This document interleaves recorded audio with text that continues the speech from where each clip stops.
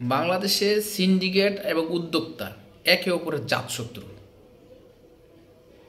Syndicate বেড়ে যায় যখন, তখন উদ্যোক্তা কমে যায়, আর উদ্যোক্তা যখন বাড়ে তখন আর সিন্ডিকেট করা সম্ভব হয় না। তাই উদ্যোক্তা বাড়ানোর বিকল্প নাই। সিন্ডিকেট যদি কমাতে হয়, উদ্যোক্তা বাড়ানো ছাড়া আর কোনো সম্ভব না। 2019 সালের দিকে সম্ভবত, বা 18 মধ্যখানের দিকে সম্ভবত, মে জুন মাসে সম্ভবত ভারত থেকে ঘোষণা আসলো যে বাংলাদেশে কখনোই আর গরু রপ্তানি করবে না। বাংলাদেশের কৃষক, গৃহস্থরা একটা দুইটা করে গরু পালা শুরু করলো, আর ওই বছরেই সংকট না নিয়েই কোরবানি দেওয়া সম্ভব হয়েছে। 2023 সালে 99 লাখের উপরে গরু কোরবানি দেওয়া হয়েছে। 2024-এর কোরবানিতে 1,41,783টি পশু কোরবানি দেওয়া হয়েছে বাংলাদেশে, শুধু দেশীয় পশু। এছাড়া সারা বৎসর কসাইরা নিজেদের চাহিদা পূরণ, দেশের চাহিদা পূরণের জন্য বহু পশু জবাই করে, তাও দেশি পশু। দেখুন, আমাদের দেশে যদি এই শুধু আমরা ভারত নির্ভর হতাম, ভারতের দিকে চেয়ে থাকতাম, ভারত থেকে গরু আসবে, তারপর আমরা খাবো, আমরা গরু জবাই করব, কোরবানি দিব, এই চিন্তা যদি মাথায় থাকতো, তাহলে আমাদের দেশে ছোট ছোট উদ্যোক্তারা বাড়তো না।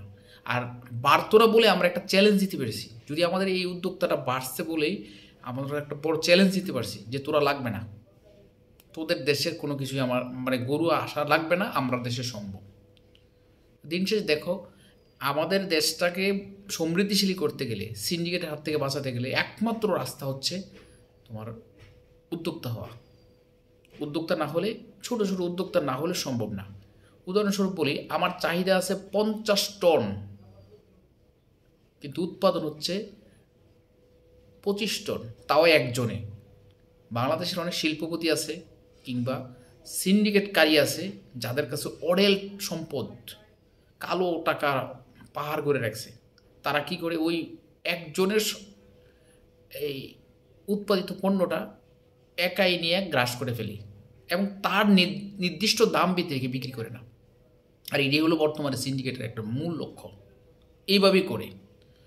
তো যদি আমরা ছোট ছোট উদ্যোক্তারা মাঠে আসতাম, মাঠে আইসা যদি এই চাহিদাটা পূরণ করতে পারতাম, ছোট ছোট উদ্যোক্তারা যদি মাঠে আইসা চাহিদা পূরণ করতে পারতাম, তখন আর ওই অত বড় সিন্ডিকেটদারীরা আমাদের হাত কবজা করতে পারতো এবং তাদের নিজস্ব দামে এই সব পণ্য মানুষের ভোগান্তি রূপ দিতে পারতো না।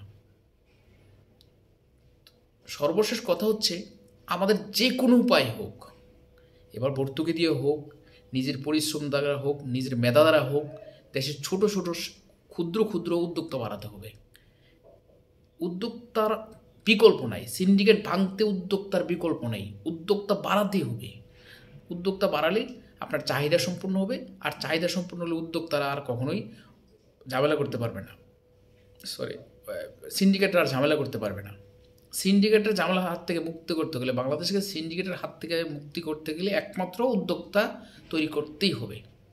তাই আসুন আমরা সবাই ছোট বড় যে যার জায়গা থেকে, যেই পজিশন থেকে যতটুকু পারি, 10টা দরকার নেই, 2টা করেন, 2টা গরু পালেন, 10টা মুরগি পালার 1000 মুরগি পালার দরকার নাই, 10টা পালেন, নিজের চাহিদাটা পূরণ হোক, 5টা পালেন, নিজের চাহিদা পূরণ হোক। এইভাবেই শুরু করেন। শুরু করতে করতে তাদের মাথায় বাড়ি দেন, তাদের মাথায় হাত রাখার ব্যবস্থা করেন যে তোদের সিন্ডিকেট ছাড়াই আমরা চলতে পারবো।